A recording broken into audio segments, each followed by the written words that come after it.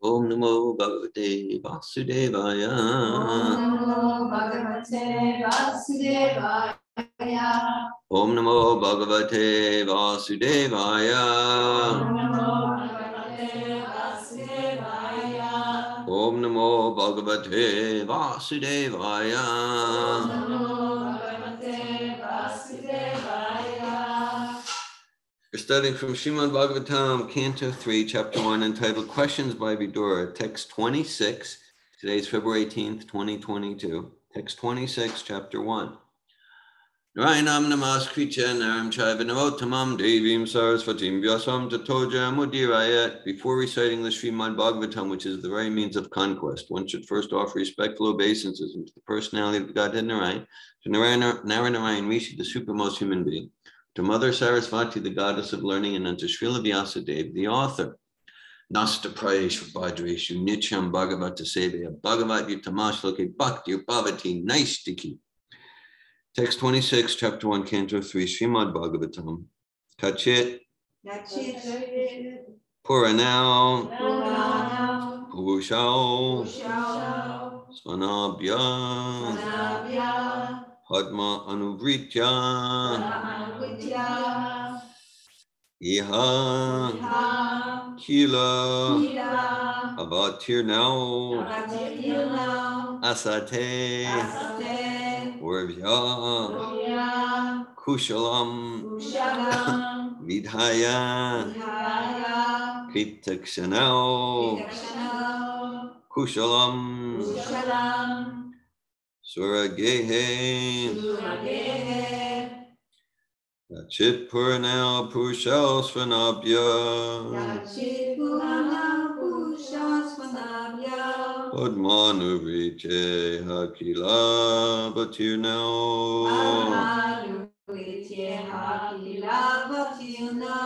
Asata Urvya Kushalam Vidaya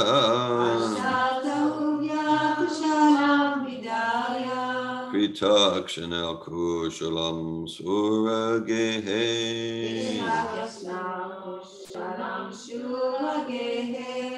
Kachit Purnal Purushal Svanabhya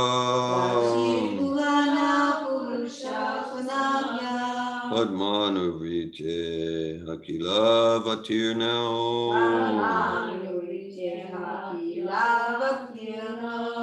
Asata Urvya Kushalam Vidhaya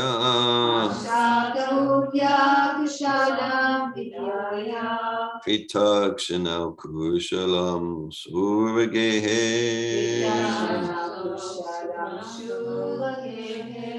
Kachit Puranal Purushal Svanabhya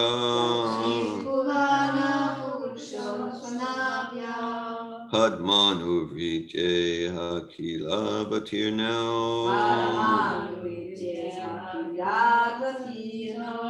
Asata Urvya Kushalam Vidhaya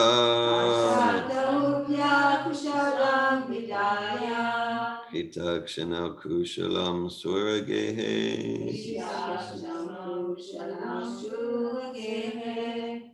Kachit Puranal Purushal Svanabhya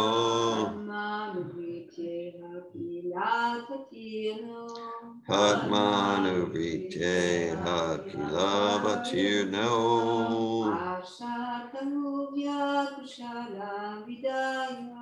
Asata Urvya Kushalam Vidhaya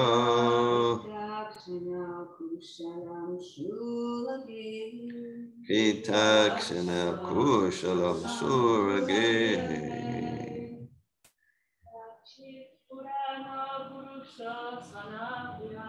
Kachit Puranal Purushal Svanabhya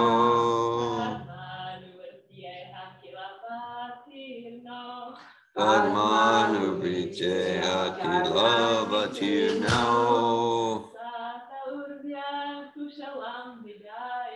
Asata Urvya Kushalam Vidhaya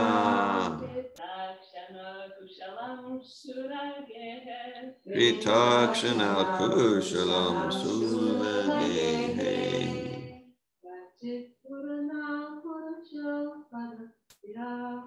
Kachit Puranao Pushal Svanabhyo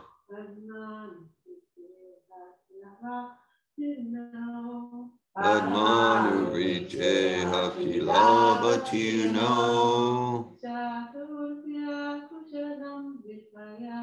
Asata Udya Kushalam Vidhaya Hitaksana Kushalam Suragehe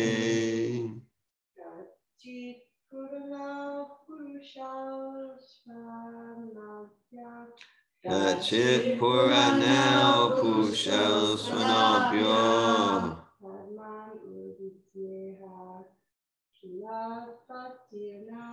Padmanurite Hakilabhatino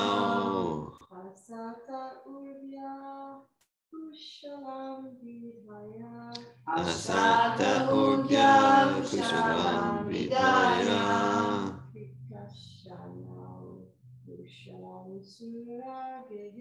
Kitaksana Kushalam Suragehe.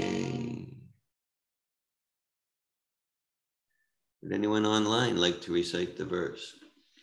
Gachit Purana Purusha Svanabhya Gachit Puranao Purushal Svanabhya Padmanuvritye Hakilabhatirnau Padmanurite Hakilabhatirnau Asata Urvya Kushalam Vidhaya Asata Urya Kushalam Vidhaya Kritakshana Kushalam Shuragehe Kitaksana Kushalam Suragehe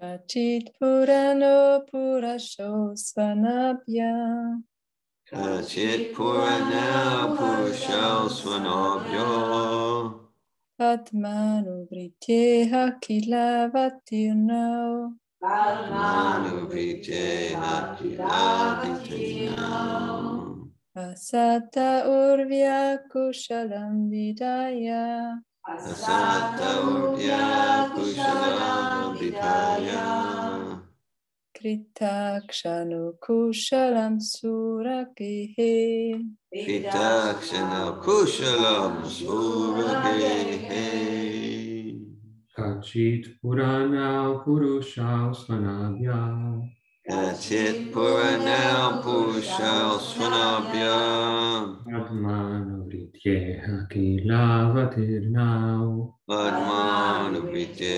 Hakilabhatirno Asata Urvya Kushalam Vidhaya Asata Urya Kushalam Vidhaya Kritakshana Kushalam Suragehe Kitaksana Kushalam Suragehe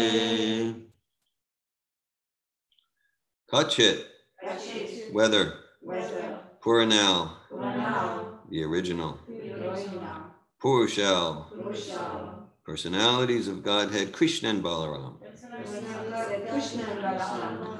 Svanabhya, Brahma, Padma Anuvritya,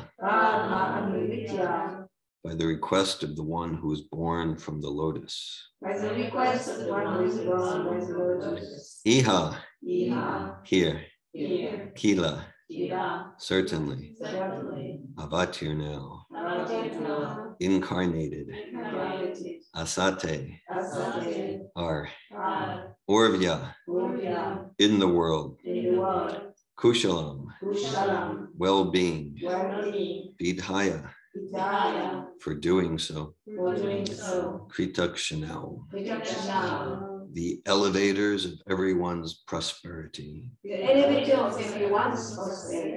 Kushalam, all well. Shuragehe, in the house of Shurasena. Translation, this is Vidura talking to Uddhava. Please tell me whether the original personalities of Godhead who incarnated themselves at the request of Brahma, who was born out of the lotus flower from the Lord, and who have increased the prosperity of the world by elevating everyone, are doing well in the house of Surasena. Purport by His Divine Grace, A.C. Bhaktivedanta Swami Prabhupada. Lord Krishna and Balaram are not two different personalities of Godhead. God is one without a second, but He expands Himself in many forms without their being separate from one another. They are all plenary expansions. The immediate expansion of Lord Krishna is Baladev, and Brahma, born from the lotus flower from Garbhodakashayi Vishnu, is an expansion of Baladev. This indicates that Krishna and Baladev are not subjected to the regulations of the universe. On the contrary, the whole universe is under their subjugation. They appeared at the request of Brahma to liberate the burden of the world, and they relieved the world by many superhuman activities so that everyone became happy and prosperous. Without the grace of the Lord, no one can become happy and prosperous, because the happiness of the family of the Lord's devotees depends on the happiness of the Lord. Vidura first of all inquired about the well-being of the Lord. Om Gyana Timirandasya Gyananjana Shalakaya Chakshun Militam Yena Tasmai Shri Gurave Namaha Shri Chaitanya Mano Bhishtam Stapitam Yena Bhutale Swayam Rupa Kadamayam Dadati Svapadantikam Vandeham Shri Guru Shri Uttapada Kamalam Shri Gurun Vaishnavam Cha Shri Rupam Sagrajatam Saganavagnatam Vitam Tam Sajivam Sadvaitam Savadutam Parijana Sahita Krishna Chaitanya Devam Shri Radha Krishna Padan Sahagana Lalita Shri Vishakan Vitam Cha Hey Krishna Karuna Sindhu Dina Bandhu Jagatpate Gopisha Gopika Kanta Radhakanta Namostute Tapta Kanchana Gaurange Radhe Vrindavaneshwari Vishabhanu Sute Devi Pranamami Hari Priye Panchakalpa Tayubhyascha Kripa Sindhu Vyevacha Patitanan Pavanebhyo Vaishnavebhyo Namo Namaha Jai Shri Krishna Chaitanya Prabhu Nityananda Shri Advaita Gadadhar Shri Vasadi Gaura Bhakta Vrinda Hare Krishna Krishna Krishna Hare Hare Hare Rama Rama Rama Hare Hare Namo Vishnu Padaya Krishna Prestaya Bhutale Srimate Bhakti Vedanta Swamin Iti Namine Namaste Sarasvati Devi Gauravani Pracharini Nirvishesha Shunyavadi Paschatya Desha Tarine Srimad Bhagavatam Canto 3 Chapter 1 Text 26 Kachit Puranal Pushal Svanabhya Padmanuvrite Hakila Patir now Asata Urvya Kushalam Vidaya Kritakshana Kushalam Suragehe. Please tell me whether the original personalities of Godhead who incarnated themselves at the request of Brahma, who is born out of the lotus flower from the Lord, and who have increased the prosperity of the world by elevating everyone, are doing well in the house of Surasena. Okay, just so we have the context here. Online, we have Jim Wood and George and Nico, Kim, Anandini, Lakshmi Priya, Garuda, Rukmini, Anasuya, Samya Parampara, Rohini, and Bhakta Devin here at Malini's ashram in Alachua, Florida. And there's Malini, Shama Priya, Ladini, Shakti, Kelly, and Jonathan. Hare Krishna. Okay. All right. So there's a lot here as always. So, all right. So Prabhupada makes this statement in the purport. That this indicates that Krishna and Baladev are not subjected to the regulations of the universe. On the contrary, the whole universe is under their subjugation. I'm reminded the very first text, the very first verse in the Old Testament. The Hebrew is Bereshit bara Elohim et hashamayim ve'et haaretz. Okay, so it's in the beginning God created heaven and earth. Actually, technical point. That actually it's, in the beginning, it's translated that way. But in the beginning would be Bereshit, but it's actually Bereshit. So not that I'm a biblical scholar, but based on a little bit of understanding. So actually, Bereshit is actually in a beginning. It's always translated in the beginning to match the linear conception of time. We could say like both modern science and the Judeo-Christian Islamic tradition. It's like a linear conception of time. But actually, the very first, and all of those spiritual traditions, Judaism, Christianity, Islam, they all accept the Old Testament. And actually, it could arguably be translated in a beginning, which is very consistent with the cyclical conception of time as we understand in the Vedas. In the beginning. Okay, in the beginning, God created heaven and earth, and we'll hear sometimes like from, theologians from those traditions. So that indicates just what's described here. That, okay, so God, the Supreme Personality, in the beginning created heaven and earth, which means just like if I create something, then I'm outside of that which I create. I am not subject to that which I create. I am outside of it.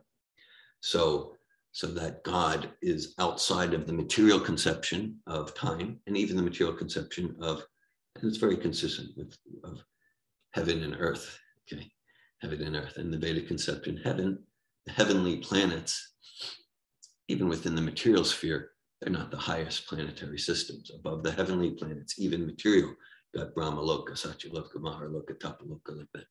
And then, but even those are material. So, all right. So, So, Janma Jyasya Yataha, that everything that exists in the source must exist. Everything that exists in the effect must exist in the source. So we're persons, therefore, the very source of our existence must be personal. Like that. All right. And so we're talking about here about this term transcendental. We use it a lot. Transcendental, trans-empirical, trans-cognitive, right? So transcendental means transcendental to material time and space. Transcendental to material time and space, okay? And sometimes we'll make this point. Everyone's looking for Krishna. If we want a more generic term, everyone's looking for God, okay? God's like a generic term, right? Krishna is more intimate, just like we have our more generic names.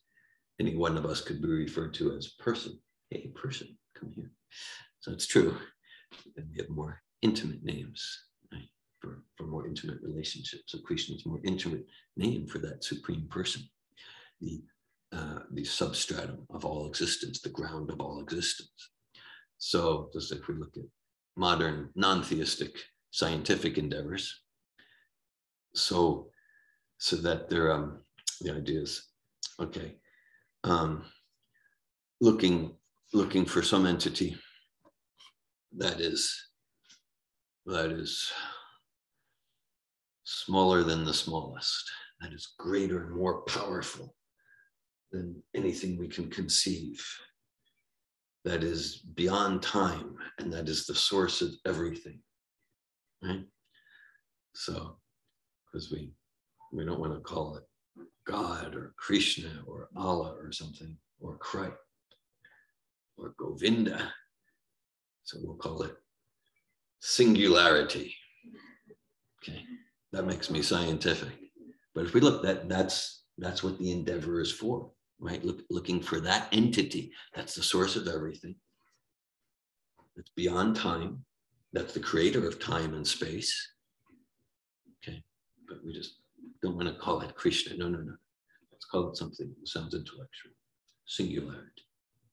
Eko Piso Chaitum Jagananda Kuti Yachati Asti Jagananda Chayayaranda Dantarasta Paraman Chantarasta Govinda Madi Pusham Tamaham Bhajami. That's a verse from Brahma Samhita that describes that, yes, that, so we're familiar with those verses. So it's a string of 27 verses, each one ending with Govinda Madi Pusham Tamaham Bhajami. I worship Govinda, the primate of the Lord, the first progenitor. And there it says, who's greater than the greatest, that the source of all universe, the source of all material universes, was just a plenary spark of the spark, and who was smaller than this, who was within, who was Antantarasta, Paramanu Chantarasta, and was within every atom, So, right, so this gets to the very foundation of our existence and the existence of all creation. And okay, so all right, well, let's talk about peace and love. Okay. Just thought I'd come out with that. Okay. So, all right. So there's like the imagery of like we throw a pebble. We throw a pebble into the pond and there's ripples. Okay. And then if there's more pebbles and they all go right in the center, then the ripples are synergistic and there's harmony and resonance, right? Like that, everything builds. But then if there's like one, I throw a pebble here, you throw a pebble and it's over there, okay, then it's discord, right? So if we really want like synthetic harmony, and like all the pebbles in the center. So that's like the imagery for actual peace, love, and harmony. Okay. All right. So then, right.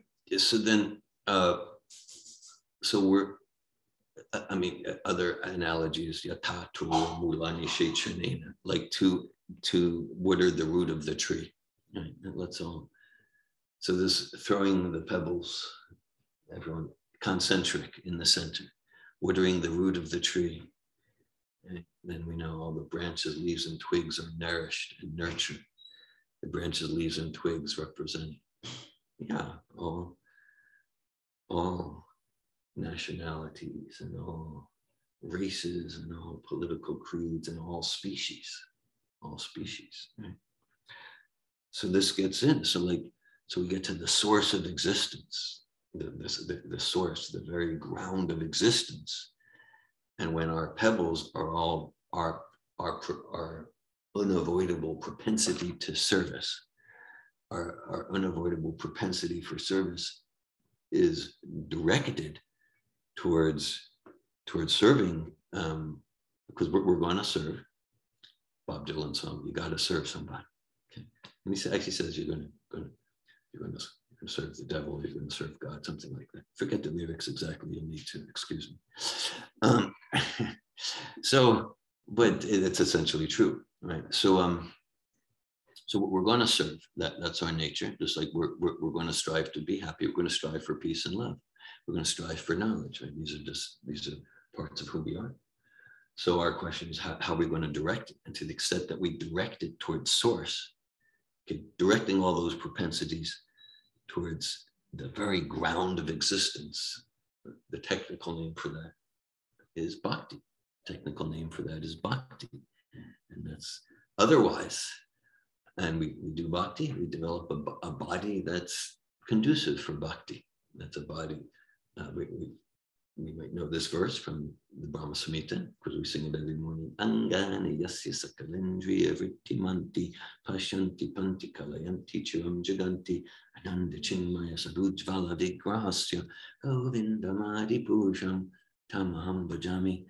So it describes spiritual bodies made of eternality, cognizance, and bliss. Okay, so we develop, we cultivate, we reveal gradually our spiritual body to the extent that we engage in bhakti. Bhakti means that we're aiming our pebbles concentrically.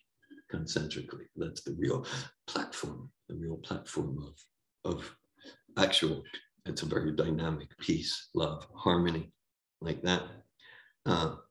Yes, yeah, that's what it means to serve to water the root of the tree. Otherwise, we can each try to water our own branches. Material life basically means my body gross or subtle, gross body or subtle body made of mind, intelligence, material ego. This is the center of the universe. And that's where the pebble's going. And that's okay. It's just, I know I found not everyone agrees. Not everyone agrees. That's the problem. Yeah. That's the problem, precisely. Yes. I don't understand why. Right. Right. Yeah. So that's the problem, precisely.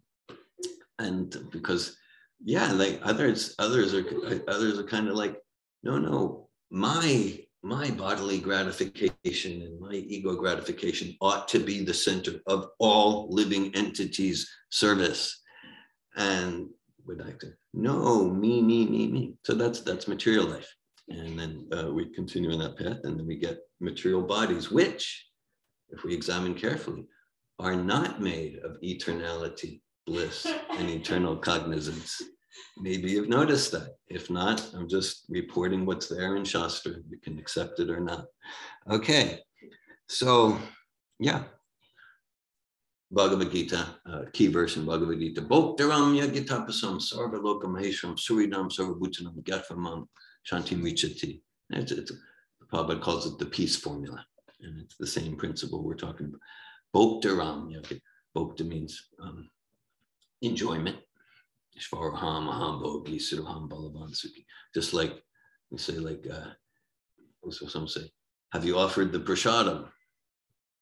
Technically, that's not correct. Yeah. Technically, that's not correct.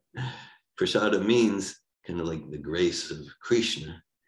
So we're not, so bhoga means enjoyment, right? So like bhoga, so the idea, just so the idea, bhoktaram, so that Krishna is the enjoyer. So like, have you offered the bhoga? We offered the bhoga, and Krishna accepts it, and then it becomes prasad. And then we accept and honor prasadam. We accept and honor prasadam. Okay. So we're offering bhoga to Krishna. He's the enjoyer. And we don't want to offer bhoga to ourselves or each other. Okay. So accepting Krishna as the enjoyer means like that's the center point for the pebbles, for the ripples. And the ripples are truly harmonic. That's peace. And Sarva Lokameshram, that Krishna is the supreme controller. Okay, right? And so that means I'm not the supreme controller. Okay, so that we, Krishna's supreme controller. Let me accept that. Let me direct my service to Krishna. That's called bhakti. Suridam Sarva Bhutanam. Suridam Sarva Dainam. It means that Krishna is the best friend of all living entities. Okay. Like in the helping fields, could be there in coaching or like that, because they can be a propensity. Like, I need to be needed. Like my value is that you need me, right? Because I listen deeply or like that. We're not saying not to listen deeply, but we're looking at subtle motivations behind it, subtle motivations even behind it. And I'm reminded in speaking in this direction, Prabhupada would sign his letters, your ever well-wisher. So that's because Prabhupada, he's just wants only motivation, just to give you Krishna, connect you with source, right? Connect you with source, connect you with Sri Krishna, personality of God. So that's a real friend. And so, yeah, so we can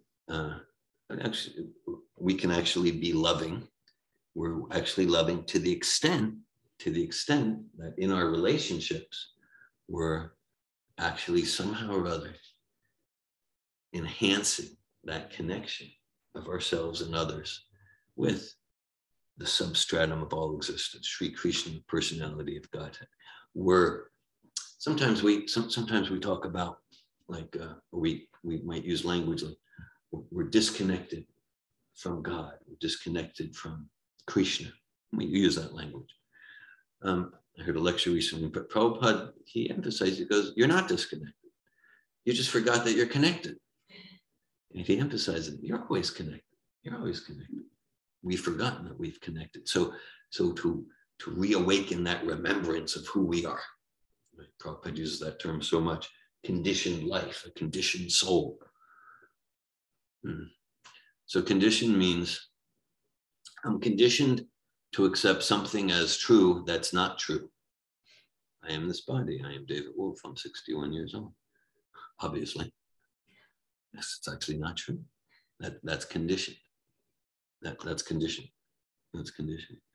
Conditioned to accept things as true. So to reawaken to who we really are. I'm not the body. I'm eternal spirit soul. I'm a servant of Krishna and Baladev. Okay. So that's how we can really love people. Anything else that might feel good, might feel good, to the need to be needed and that sort of thing. But actually, Bhagavad Gita says, like, if we spend time with each other and we're not enhancing our true self-realization or true Krishna consciousness, actually said that's violence, not love. It's love in the material sense, but it's actually violence in the ultimate sense. Yes, yeah, okay. So Krishna, as Sri Krishna, the personality of Godhead, as a source of all existence. We can reference here to this very book, Srimad Bhagavatam. At the beginning of Bhagavatam, there's the story of how Bhagavatam came to be compiled, came to be written. I say written, but it's not like an ordinary book that's written, but how the Bhagavatam came to be revealed. And so many of you are familiar with this pastime. So Srila Vyasadeva, well, he compiled all the Vedas. He was morose, he was despondent because he knew this isn't, especially in this coming age of Kali, this isn't going to really help people. It's not really going to make a difference. They're going to get lost and get confused. So then his spiritual master, his spiritual teacher, Narada Muni, came along, and with great, Narada Muni said, what's happening? What's happening in Vyasadeva? He said, you're a deeply empathic person. You don't even need to ask, actually. You know what's happening. He said, yeah, I can see you're despondent. You're morose. How come? Saying Vyasadeva, you know. And yeah, I know. Yeah, you did all this literature, all these Vedas, Upanishads and the Puranas and the Rig Veda. You did all this stuff. But you're not satisfied because it's not going to really have, because you're a compassionate person. You really want to make transformation. All right. So then, as a result of that conversation, Vyasadeva at a place called Samya Pras, and a place called Samya Pras. And this guy had cottages and berry trees. It's a very beautiful place on the banks of the Sarasvati River. So Vyasadeva went into a trance of bhakti yogena manasi samyak prana hite male apasha pusham pornam mayam chayad apashraya. He went to a trance of bhakti and he got a vision of just what's described here, of the absolute. And the absolute was not nothing. It was not. And this is important because he was about yoga, Vedas, Dharma. You can hear all these terms, right? Upanishads. Well, where does it come from? It comes from Srila Vyasadeva. He compiled it. He revealed it. So anything we get at the yoga center, or anything we get in the name of guru, yoga, Vedas, this, that, it's important to understand it and process it within the context of the realization of the author, of Vyasadeva. So his realization is the absolute. It's not nothing. It's not matter. It's not the undifferentiated oneness. Rather, it's Sri Krishna's Supreme Personality of Godhead. Okay? So anything we get, Bhagavad Gita, to process it within the context, on the foundation of the realization of the compiler of the Vedas. Vedeshta Shabiraham Veda Vedantakrit Veda Vid Evachaham, Srila Vyasadeva. And okay, and on Krishna's back, there's Krishna's energy called Maya. Krishna's energy called Maya. And just like this, okay. All right, so then Vyasadeva's Bhakti Yoga trance takes him deeper. Yaya samohito jiva atmanam trigunatmakam paropi manute nartam tat kritam chabi padyate. And he sees the living entities in this age of Kali. He sees a vision of the present, past, future. He sees the living entities, atmakam, and the living entities are identifying their eternal spiritual self with the three modes of nature. We're thinking we are matter. And this is the root cause of all misery. We're thinking we are matter. So Vyasadeva sees this. And he sees that we've got a paropi manute anarta. So all of the unwanted things, we could all make lists of the unwanted things, whether it's in our homes or starting within our hearts, right? The complacency, the laziness, the envy, the greed, this deception, the deception about the deception, the concealment of the deception about the deception. It's an infinite regress. I know, speaking from personal experience here. Yes. So Vyasadeva saying, we're struggling with all of this. We're struggling with all of that. And then he goes, anarto pasha, anarta, that means unwanted. Arta is like economic development. But really, arta means that which is wanted, like pure devotional service, that's wanted. Anarto pashamam sakshat bhakti yoga amadhokshaje. Sees the solution is bhakti yoga, right? Just everyone's just directing their pebbles to the center, then everything's concentric. And he sees that's not happening in Kali Yuga. Lokasya janata vidvams, he said that's the solution. And people in this yuga, they're not going to get that. And then as a result, Chakre Satvata Samhita, as a result, he wrote this book and gave us this book, and which is a treatise on Bhakti Yoga, treatise on service to the Supreme Personality of Godhead. Like that, like unmistakable. And so, yes, and then, okay, in the verse and in the purport, then Prabhupada writes, without the grace of the Lord, no one can become happy and prosperous. So we talk about peace, love, happiness, prosperous. So, yeah. So this is the peace formula, happiness formula.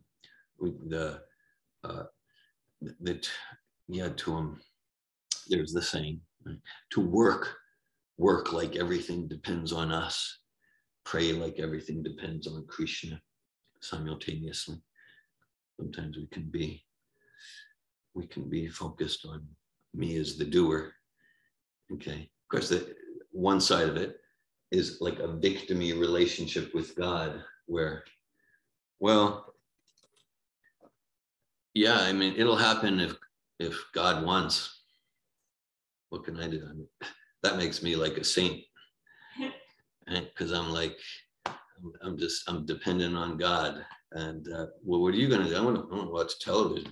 I'm going to, sleep and eat and watch TV. But we'll see if Krishna wants. Okay. So, right. So, so like a victimy relationship, that disempowered, it's a relationship. Right? So like Arjuna fought hard in the battle. Understanding the results are up to Krishna. So give our 100%. Keep increasing, give our 100% in our attempts at devotional service, realizing the results externally and internally, ultimately up to Krishna. Both principles very true for Prabhupada's talking here about happiness, peace. And so, right, so to enhance giving our lives to serving the Supreme Personality of Godhead, to having finer and finer aim with the pebble to that true central point, to realizing what it means to water the root of the tree, to serve the stomach. It's in the way we have all the parts of the body, in the metaphor, all the parts of the body are like individual entities. So the hand can say, well, why should I serve the stomach? I'll enjoy the food. So quite an obnoxious thing, right? Quite an obnoxious. Yeah. What do you do? Stop that. Okay. So that's the analogy. So we're actually, to the extent that we're not giving 100% to serving Sri Krishna, the personality of God, to serving God, then it's kind of like it's this obnoxious thing. It's this obnoxious thing.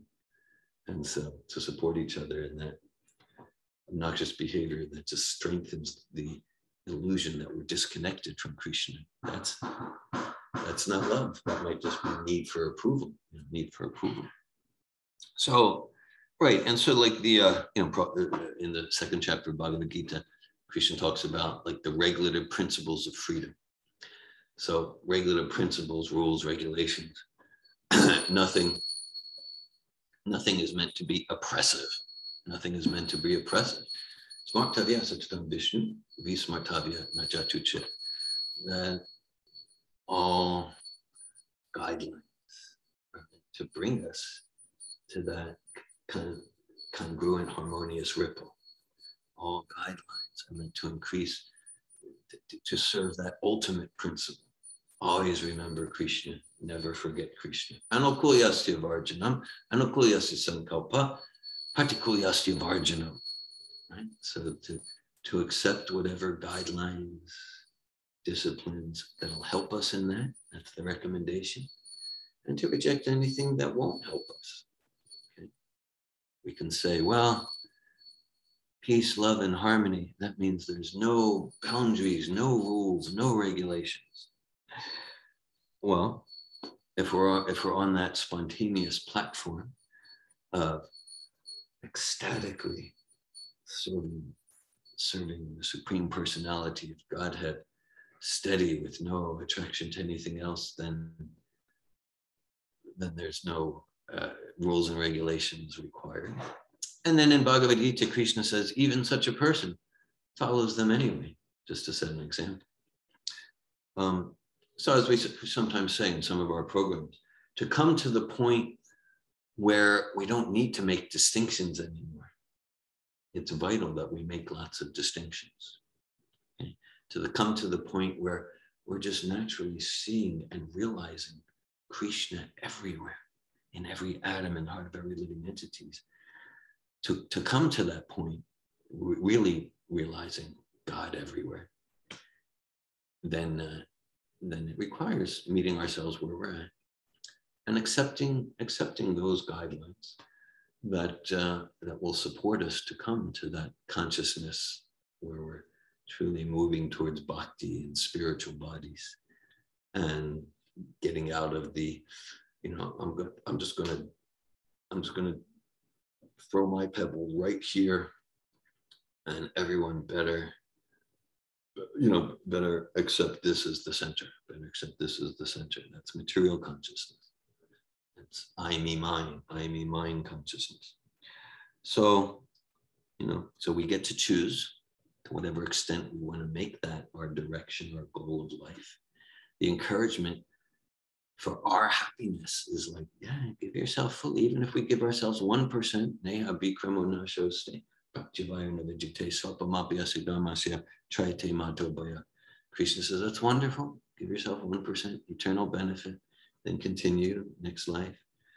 But the urging of Krishna, the door of Uddhava, of Jesus, of all great souls, is like, finish with this desert life. Finish with this desert life.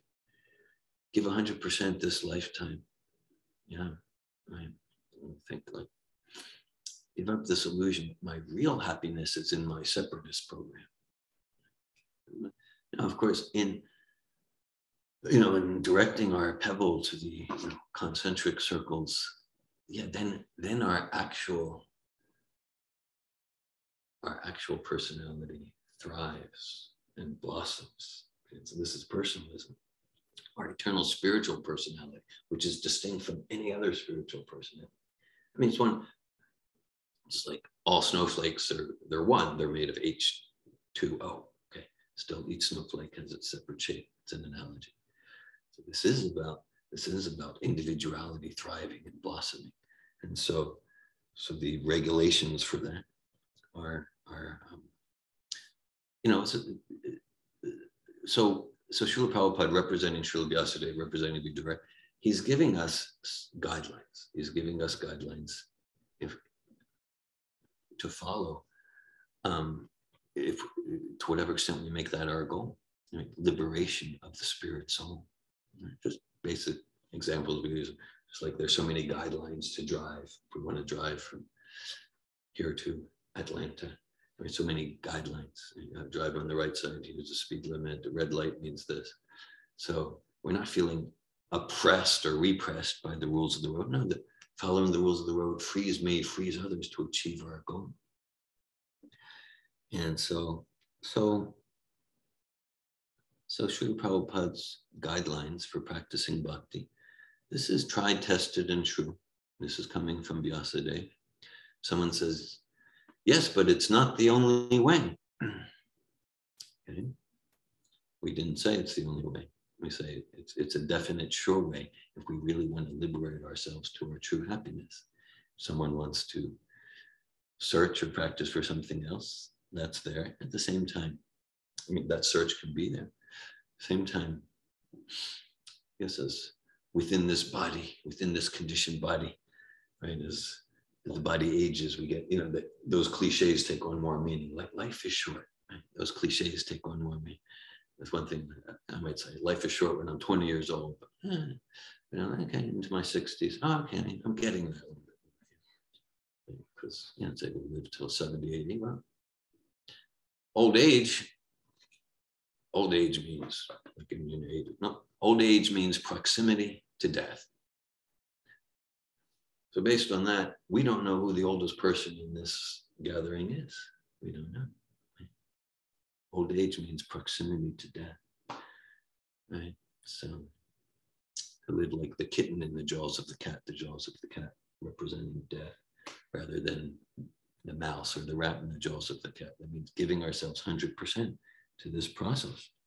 So I'll read the verse one more time, and I'll be glad to hear any comments, realizations, questions.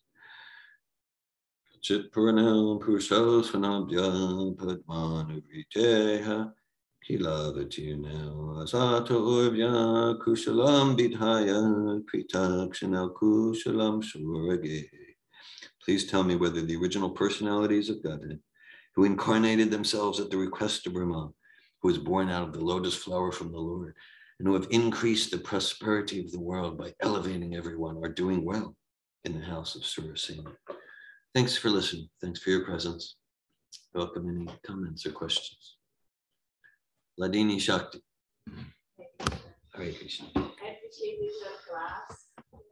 And I want to make a comment about Shravyasadeva, because I'm just reading first canto again. Yeah. And when I was reading the story of Shravyasadeva, I was at the 3-day seminar that I was facilitating in January in Czech Republic. Yeah. And day one was like especially rich day for Czech, for sure. Sure. Like even before a lunch break of day one, there is already like a big conflict and conflict resolution, and everyone was moved to tears, and it was like really like rolling on. And in the evening, I felt like sometimes you say from like jokingly, another boring day in the office, and I felt like it in the evening. Okay. And I was thinking that's really strange. And I was thinking, okay, maybe this is like about 40th seminar that I've been to, so maybe it's becoming boring for me. Sure. Yeah. I just wasn't like sure what's going on. And then in the evening, I was reading this story of Shravyasadeva in my regular reading. And Shravyasadeva is so desperate that he gave all the Vedas. Yeah. But people will like miss the essence. And I got it.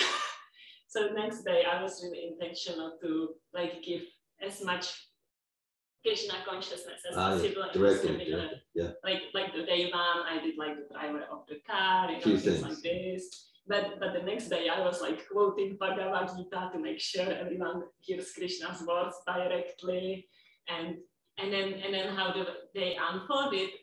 In the evening after the day two, we had kirtan for 1 hour, and everyone participated, either just like passive listening or actively. And I felt like, yes, like I didn't feel like another boring day in the office. Yes. And I really like the connection that you made. That's like violence, like when we associate in such a way that this is not like happening, then it's like wasting our time. And I had like such a like deep realization in the seminar, because like the day one, it looked good. It looked good, but it was just so empty. The day does look good. Yes. Even Krishna said the flowery words of the message. Right. So it looked good to everyone there, but to me. Thanks for sharing that, Nadine. And I actually want to add one more thing. Please. Today was 7 years ago was the 6th day of my first Advent seminar that I took with you. And I was committed, I will not chant Hare Krishna. Yeah. So you violated your own word. Every day, so many times. Anyway. Thanks for sharing that anniversary. Thanks for sharing that anniversary. Thanks for that. Yeah, and I'm appreciating very much that. So Vyasadeva inspired you there, and you see his process, and he committed. He did something very flowery, and now. Narada Muni was really heavy. Narada Muni said, he advised some Tirtha, because Vyasadeva, he wasn't producing like some, junk romance novels or something. He was supposed like the Upanishad. And Narada Muni said, this is like a pilgrimage place for crows.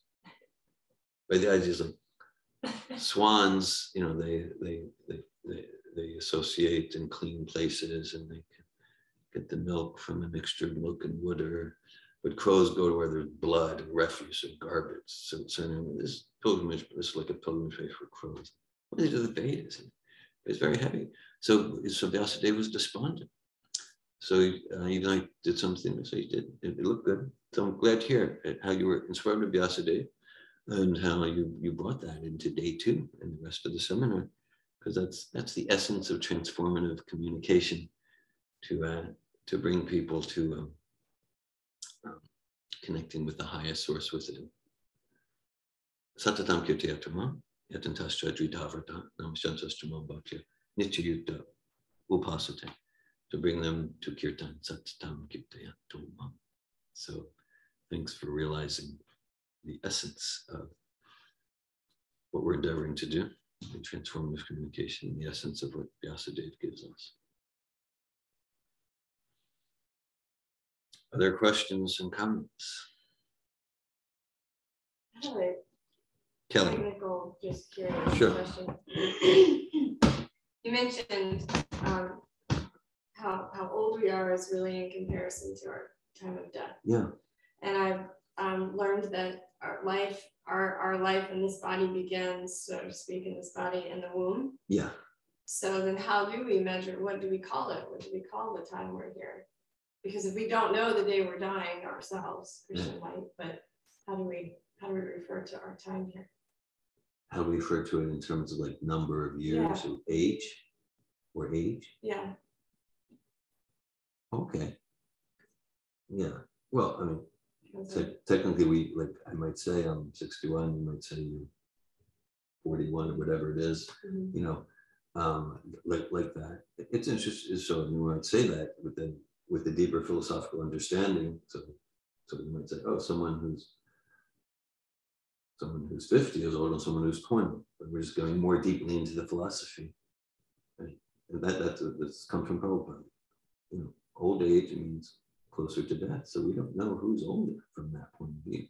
Now, interesting technical point, because like if you look or hear where Prabhupada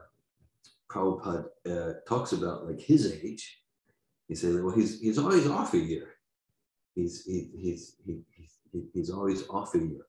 He's like adding a year. Like he said, he came to America at 70. He was born in 1896. He came in 1965. Now that's 69. But because Prabhupada's way of thinking, he starts from conception. He starts from the soul enters the womb. That's that's when his counting starts. So it's an interesting technical point.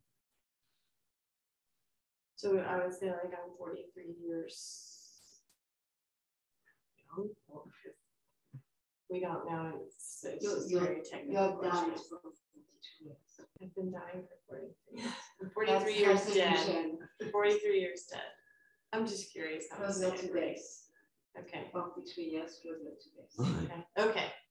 I appreciate this. It was sometimes Paul would say, Paul wasn't known to be so sentimental, but like, oh, here's like a baby just born, just like 2 days old, 2 days old. You get a baby. Paul would say, 2 days closer to death. He wasn't famous for sentimentality. So, no, because like, you know, we go just like, okay, so how philosophical do we want to be? Because sometimes it's cumbersome to get too philosophical, but sometimes in arenas like that, we want to get philosophical. So like, hi, I'm David Wolf. Yeah, I'm from Philadelphia. I'm 60. Like I might say that, right? Because like I don't want to get into it. Actually, yeah, this body is 61 years old, but actually that's not true either. That's actually not true either, because actually we're in a different body now than we were at 5 this morning when the program started, right? So actually this body's, each moment our body's changing. Like if every time we meet someone, we get into it, actually that would be nice. That would be really quality philosophical discussion on a regular basis. Even so, okay, so this body's been alive for 61 years. Well, that's not true either. Oh, this body's just been alive for a few moments. Well, that's not true either. Like how many layers do we want to go, right? Because actually the body's always dead. And the good news is the soul is always alive. The soul's always alive. So actually the body's just like we can say, okay, you know, analogy means something that's easier to understand, to help us understand something, to help us understand something that's hard. So just like if we're in our car, right? So an alien might think that, oh yeah, the Toyotas and the Chevrolets and the Renaults and the Mercedes, that there's these living entities called Mercedes and Dodge and like that. And then sometimes they get infested by parasites, these human beings. Okay. But actually, no, so how long is the car alive for? So we say, oh, lifetime of a car, 18 years, 200,000 miles. But that's actually not true. The car is always dead. The car is always dead, right? It's made completely dead. The iron, the plastic, it's always dead. It appears alive when there's a driver inside. So there's what we might say to communicate in particular context. And then it's a lot of fun to peel off with deeper and deeper philosophical layers. There's a poem I read yesterday. Yes, Jonathan. And it said, "You're older here than you ever have been and younger than you will ever be. Oldest and youngest at the same time. How stunning and puzzled. In the present, you are always new." Thank you. Thanks for that. Thanks for that. Okay, I see there's a hand here. Okay. Right, so Rukmini writes, "Before conception, we are ageless." Thanks for that. I'll just say, that poem you read, Jonathan, in the present, we're always new. Okay, so to the extent that we cultivate sattvic consciousness, or just even sometimes like in the Sattva seminar, when people say, oh, it was like timeless. I mean, it was timeless. So to the extent that we're present, sattvic consciousness, transcendental consciousness, then time actually slows down. And that's why it's described like for Brahma. Right? So it's like on book distribution, time stops. What happened? Okay, so yes, that so like one year here is just a nanosecond for Brahma, higher level consciousness. So Brahma Bhuta Prasanatmam Nashochatina Kankshati. So that's full sattvic consciousness. No lamenting about the past, no hankering about the future. And then we're fresh. Then that's the ever fresh state of being. Garuda. Hare Krishna, good morning. Dhira Govinda, thank you for your class. I wanted to connect more to the statement, the root to the cause of all misery. It is the misconception of the self with the body. I believe that's how you put it. I don't remember. Is that how you said it? Yeah. I'm kind of wondering, like, beyond like the body conception, like, could the root of all cause of all misery go beyond that into like, unless we're like identifying from who we really are at the core, which is part and parcel of the Supreme, because somebody may not identify with a body, they may like, well, I'm a spirit soul, but could they still be like I'm just kind of imagining like that statement could still be applied to someone who maybe just feels they're a spirit soul, but doesn't really know who they really are as a spirit soul. So I don't know, I kind of wanted to hear a little bit more about that, like what your thoughts are. All right, thanks for your expression, Garuda Prabhu. Well, one thing is theoretical. Sure. What I understood, the question is, I said, Bayam Dritiya Binivesha Tasya, that the root cause of all anxiety, misery is misidentification of the eternal spiritual self with material body. Material body is temporary, it's dead. And as long as we're identifying with that and identifying my happiness and peace and love and harmony is based on that and value, then we're going to be in anxiety. So Garuda is saying, well, from what I understand, you're saying is someone might know that. So I'm making the distinction in my response between Gyan and Vigyan.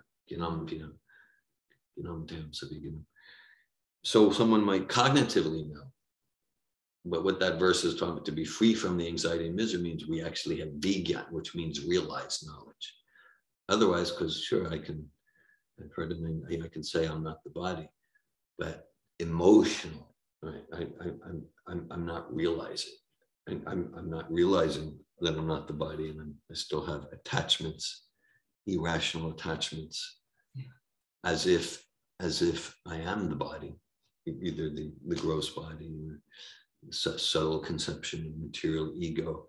So that's distinction is made a lot, like in Bhagavad Gita. Many times you got this dual, we've got jnana and vijnana, and means cognitive knowledge and then realized knowledge. And so the actual freedom comes from realized knowledge. Sometimes it is said, I remember a saying I heard in the first personal transformation seminar I ever experienced there in the summer of 1979 in downtown Philadelphia. The facilitator was named John Webb. I remember in the first day, there were two facilitators. The other was Mike Burtwis.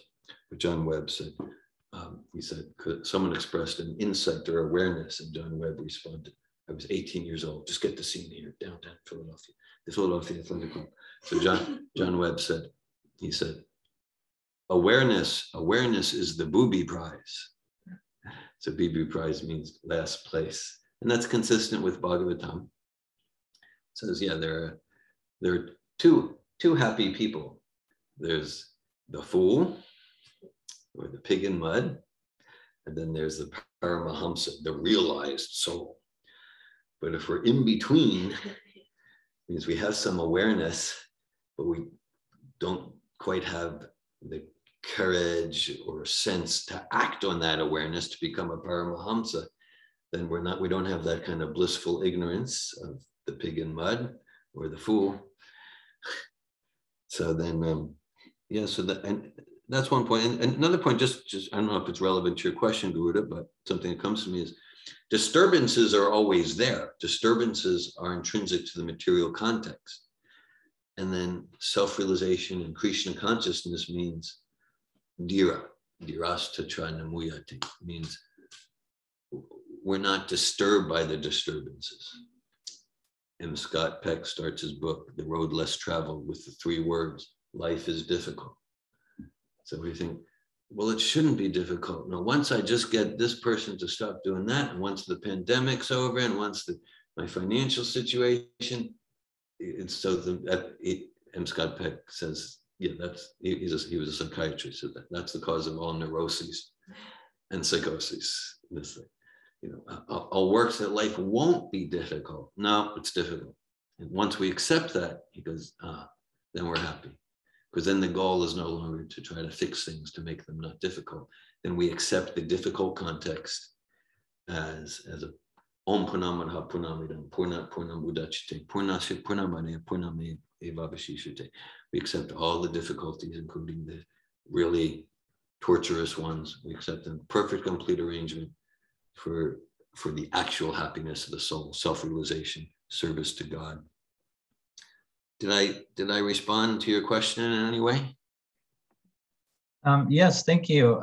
I think what kind of I connect most to was, really acknowledging cognitive awareness and realized awareness, and just kind of like seeing, just kind of like, okay, well, realistically, that's, kind of where I'm at, the cognitive. And I just appreciate kind of just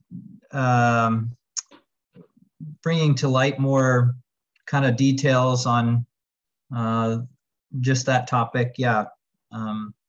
Thank you. Thank you, Garuda. Thanks for your question. Yeah, this is a key point, Jnanam and Vijnanam. Jonathan. Yesterday, I was actually thinking about this because growing up, I had a propensity to disassociate. Yeah. And now I don't disassociate very often. But having that experience so much in my early years, it feels very challenging to identify with my body. Like I identify with it in that I'm afraid of death. Yeah. But outside of that, I don't really see it as anything significant. Yeah.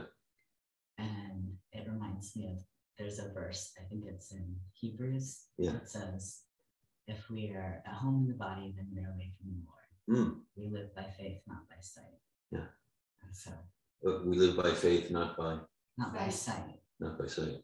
And so I was contemplating how that experience growing up gave me an advantage. Advantage, yeah. Thanks for sharing that, because it's. I imagine there's plenty of pain in that experience. At the same time, you're seeing that it's actually an advantage to not misidentify the self with the body, and I appreciate that in terms of spiritual responsibility, highest aim of life.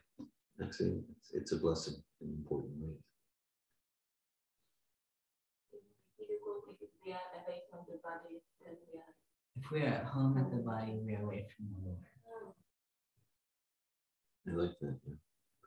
Yeah, yeah, because many who many kind of like get serious about some genuine spiritual path, not just like a fashionable spiritual thing. Do you go to church on Sunday? With depth. It's pretty common that I kind of like one of those people who never really felt like I fit in, whether it's in this body or in any social group like that. And because like this whole society, friendship, love thing, we're comfortable in that. Like Vyasadeva, Prabhupada, the great acharyas, they're like trying to shake us up. No, don't be comfortable. Don't be comfortable here. This is dream life. This is conditioned. Thanks for that, John.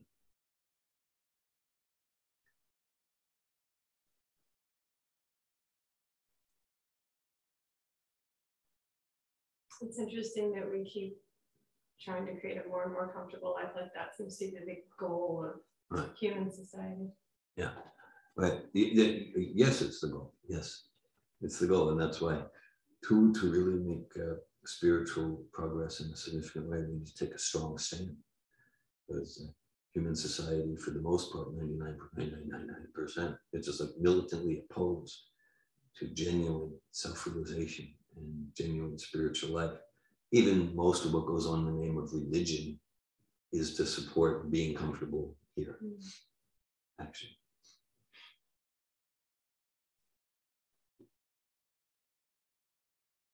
I like the question to that quote. Yeah. Your body is your home and yeah. I said it wrong. If we're at home in the body, not at the body. Yeah. So isn't there also like a principle of like the body being like a temple for the soul and for super soul? Yeah. So I guess I get that the biblical quote is like, if you are home in the body, might be like identification. Right. I would like to understand more like what's the balance between these two principles, because that's my like question like a lot about not caring for my body, sleeping too much, like both sides. But anyway, what's the well, thanks for that, Lydia. Thanks for that, Lydia. Yeah. So if we're realizing and treating our temple, our this body like a temple, then we're in Vaikuntha. Then we're in Vaikuntha. Right? This is like, we can think of a griha as a house. So the body is a griha. The city we live in is a griha. And so if we're actually making it an ashram, and it's like, it means like we're really using the body in service to God, like not just in name, but we're really doing that. Then we're Vaikuntha, then it's a spiritual body. If we're fully there, then it's a spiritual body. And that's the quote from Hebrews, as I understand it. That's about, I'm comfortable in here because the weather is pretty good today, and I got enough finances, and it means like I'm comfortable in material life. Then that's like a pit of snakes. That's like the blazing fire. So many analogies, and we don't want to be comfortable in a blazing fire. It's like craziness to be comfortable in a blazing fire. So if we're really treating it like, and I can say, to the extent that I get, like, this body's a temple, it's a bhakti yoga temple, then I'm more concerned to take care of my body. I can actually say that, where it was just like, the goal is that like this body will enjoy, like that, and I'll be comfortable. Then I'm more inclined to just sloth and decadence. So the more that I actually realize it as a temple, the more inclined I am to care for it responsibly.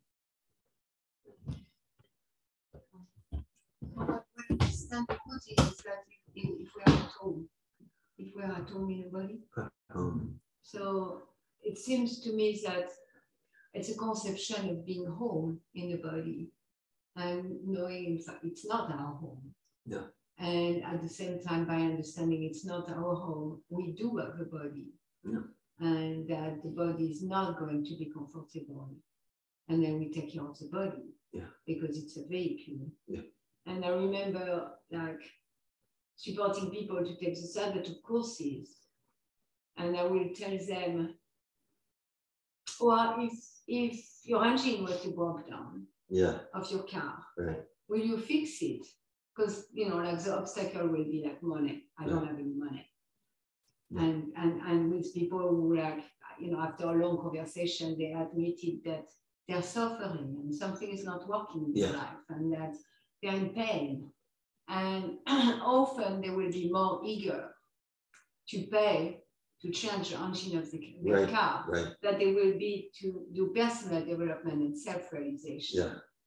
Because, because the car is more removed and I'm using the car and I see it as a vehicle and I see it as something practical for my life and I see it as something I can use, but not necessarily that I'm home in my car.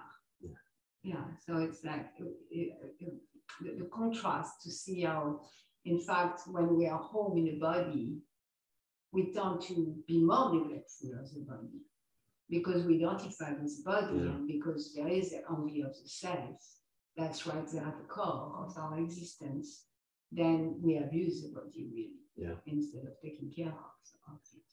And when we are not home in it, then there is that detachment. And through that detachment, we can really experience the discomfort because it's going to be not comfortable and we are not home there. And at the same time, take care of it very, very well. I really appreciate that example, as in the language of the biblical quote. At home, it's like the car, we take care of the car. We're not at home in the car. I mean, some people live in their cars, we understand, but the car is a vehicle. It takes from here to there. So of course I take care of it. But here's my home.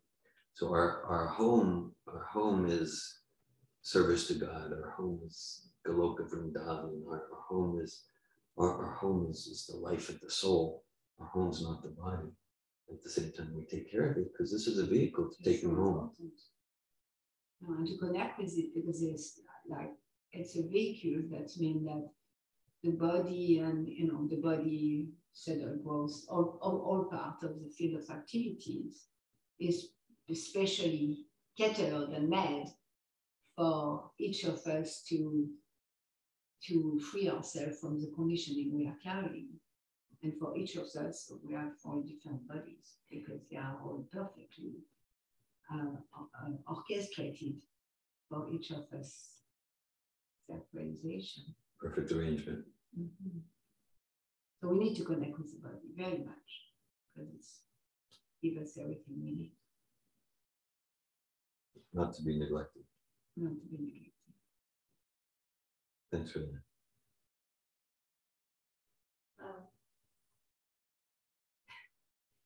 So I have a question, but I also don't have the space yet.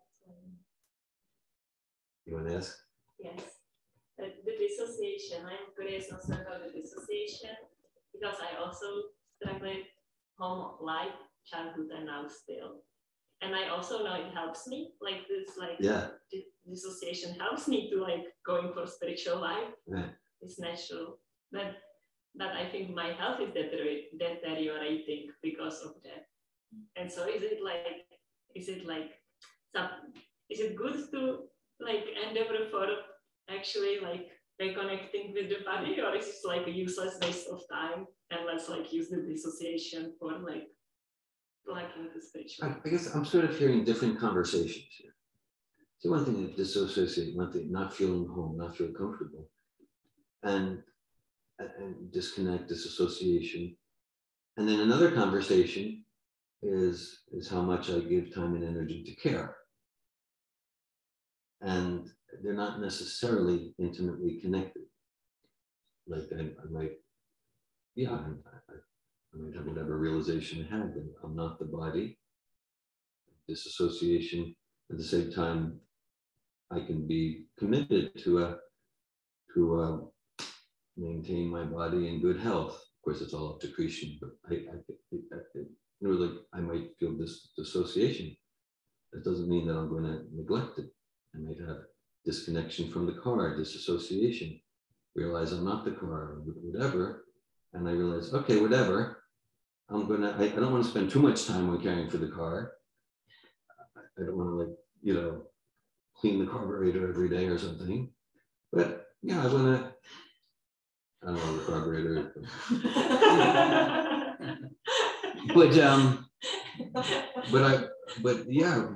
I don't want to neglect it. I can understand it's an important vehicle. So I'm just saying caring for it or neglecting it is a different conversation from, feeling the, connected with the body. Yeah, I'm just saying it's and identifying. Yeah, yesterday I had a conversation about that, by identifying with the body. When we care for the body, sometimes we may feel guilty or shame, I spent too much time and I'm judging my body and feeling uncomfortable about it. And that comes from the identification. Yeah. And what the sages are telling us is stop the identification. Yeah. And then when we stop the identification and we see the vehicle to bring us back to Krishna, then the care doesn't become self-absorption. Yeah. The care is not a cause of guilt or shame either. It's a call of joy. Like I'm taking care of my body. I'm connecting with my body. I'm completely embodied, and to give service to Krishna, and then every moment of that self-care become like a responsibility, a duty, an obligation, but not some things that create guilt or shame or like all those things due to false identification. Kamasyanendriya Prichir Lavu Jiviti Avata. It's like we don't have a right to neglect the body. Self-preservation. At the same time, it's foolish to get absorbed in taking care of the body. But take care of it so we can joyfully use it for devotional service. Jonathan and Kelly. Like near that verse, it also speaks about how we're children of God, and as children of God, our bodies are temples, and so to take care of them with like reverence.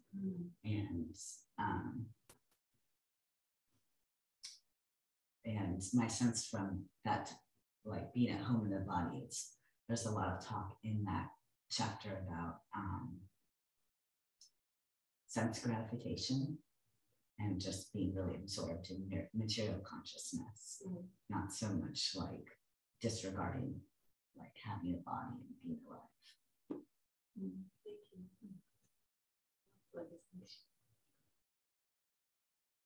Thank you. I was just gonna say, it sounds to me like treating the body would be like treating this altar, where you dust it and clean it and change clothes and put flowers and frame things and light candles, and it's like but it's not like, that's not you. But it's this place where you get to so glorify God and tend to it in a loving way. Exactly. Okay. I like that. A place where we get to glorify God.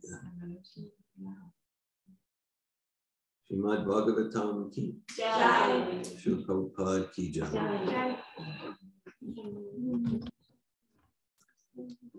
Hare Krishna. Hare Krishna.